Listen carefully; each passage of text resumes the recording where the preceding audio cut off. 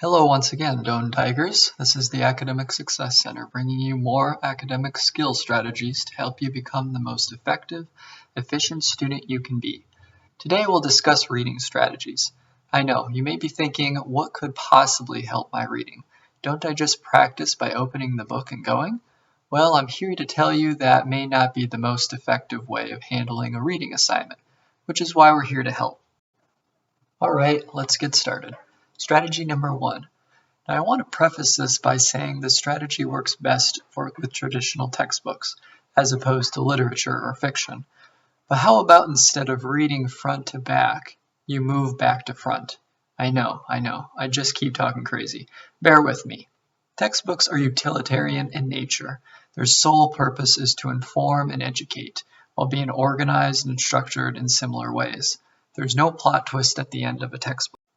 To start, if you are assigned to read Chapter 1 of your textbook, head to the end where you may find discussion or reading questions. Looking through those questions has two purposes. One, you may be able to glean the broad topic areas the chapter discusses through the questions asked, and two, questions give you a purpose and focus to the reading task. If you know what questions are asked, then that will drive your pursuit of what to learn when you read. Not all textbooks have them, but if they do, use them. Next, if the chapter has a summary toward the end, read it. The summary will, as the name implies, summarize the concepts and ideas presented in the chapter, and give you a solid framework for when you eventually read the whole thing. After that, the next step is to scan the heading and subheadings of the chapter. These headings and subheadings are often identified by their enlarged font size and clearly segment the chapter into various parts, giving you the key words or phrases the chapter will go in detail about. And finally, once you have done those steps, you can start at the beginning. Read the introduction, compare and contrast that with the conclusion to help anticipate how the chapter might develop from topic to topic. The second strategy has some overlap with the first, but here I speak about reading broadly, as opposed to textbooks specifically.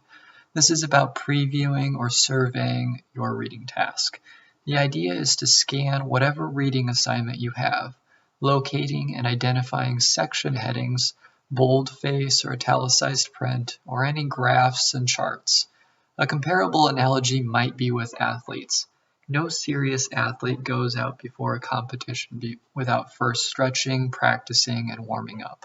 And while your brain isn't a muscle, it sometimes operates like one.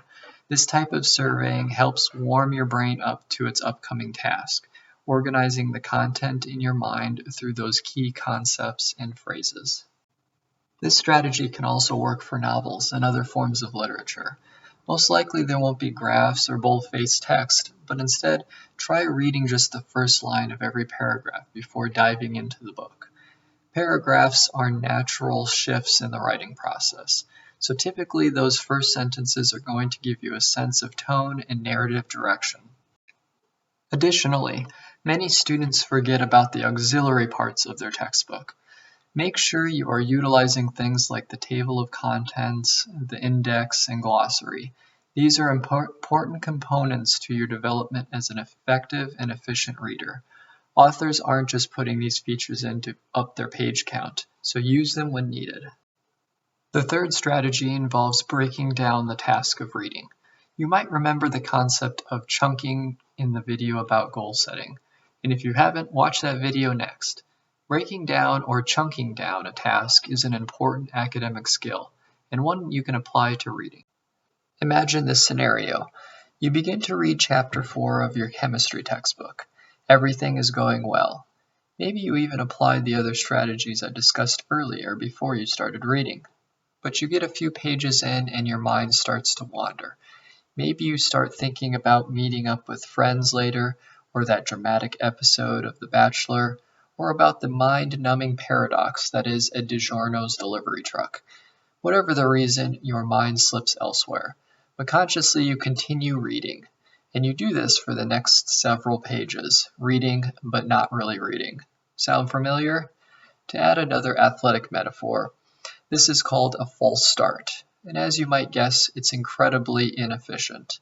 you realize that by the time you are, quote, done with your reading, you haven't retained a single word and the whole exercise was a complete waste of time. If this sounds like you during certain reading tasks, try this. Read one paragraph. Stop.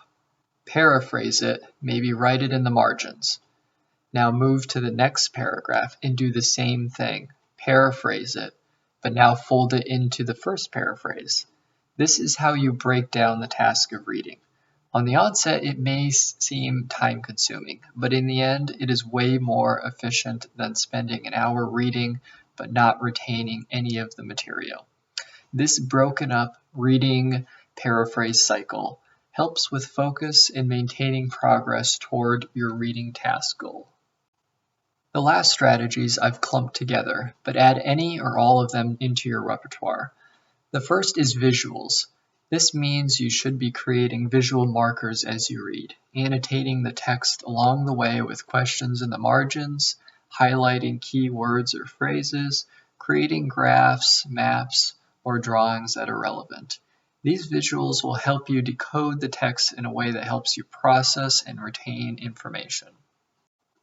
The second is what is referred to as the production effect, which is reading information out loud to yourself to help improve memory of materials. Research has shown that it is the dual action of speaking and hearing oneself that has the most beneficial impact on memory. So find a quiet place, away from areas you may distract others, and read as loud as you like. The last tip I have is matching new information to existing schemas. Take a moment to reflect and ponder what it is you are reading, whether it is a new concept or idea, or maybe even a scenario or character in a novel. Ask yourself, does this information relate to something I already know? If so, how, why, or in what way? Doing so is a great way to generate interest in a topic, increasing motivation and focus, as well as helping you move up Bloom's taxonomy of learning to the evaluate and create stages, the pinnacle of deep learning. And there you have it, some key strategies to help you the next time you embark on your next reading assignment. A little more than diving in and hoping for the best. Feel free to experiment and test certain ones out. Start slow if you haven't tried any of these, and build from there.